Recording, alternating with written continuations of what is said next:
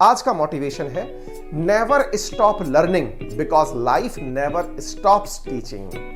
साथियों, आप में से बहुत सारे लोगों ने देखा होगा और वास्तविकता में यदि आप इसको थोड़ा सा समय निकाल करके अनुभव करेंगे तो एक बहुत गहरी बात आपको समझ में आएगी, और वो ये है कि हम लोग समझते हैं कि एग्जाम के लिए पढ़ना है, लेकिन साथियों यदि आप क्रांतिकारियों को देखें, महापुरुषों को देखें जिन्होंने अपना जीवन देश के लिए न्यौछावर किया या फिर जिन्होंने अपने जीवन में बहुत कुछ हासिल किया, वो लर्निंग की प्रक्रिया अंत समय तक भी चलाते हैं। मैं आपको बताता हूं, जब शहीद भगत सिंह जब फांसी के लिए ले जाए जा रहे थे, तब भी वो एक किताब पढ़ रहे थे। इस विचार में बहुत सारी बातें मेंशन हैं कि जब भगत सिंह जेल के अंदर बंद हैं, उन्हें फांसी देने के लिए ले जाया जा रहा है, ये पता है कि फांसी होने वाली है, और फिर भी वो किताब पढ़ रहे हैं।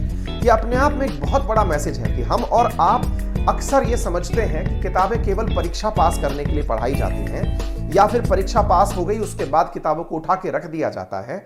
लेकिन क्या लगता है आपको, जिस व्यक्ति को ये पता है कि अब उनकी फांसी होने वाली है और वो किताब पढ़ रहे हैं, और जब उनको लेने आता है, एक बहुत ही शानदार दृश्य फिल्मों के अंदर भी फिल्माया गया है जिसमें वो कहते हुए दिखाई देते हैं कि भैया थोड़ी देर रुक जाओ, एक क्रांतिकारी की दूसरे क्रांतिकारी से मुलाकात हो रही है।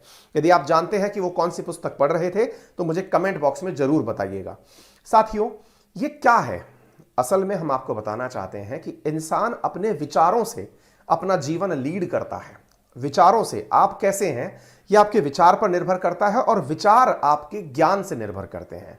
आपके दिमाग में जिस प्रकार का ज्ञान डाला गया है, आप वैसे ही व्यक्तित्व के रूप में दिखाई पड़ते हैं। अगर मैंने आपको ज्ञान हमेशा चोरी का, मर्डर का या दुर्घटनाओं का सिखाया है, तो आप अंत समय तक भी वैसे ही परेशान रहेंगे।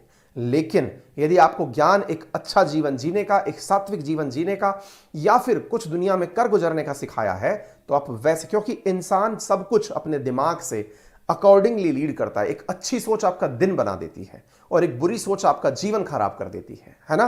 तो याद रखिए, सीखने की कोई सीमा उम्र की होती नहीं है, लगातार सीखते रहिए।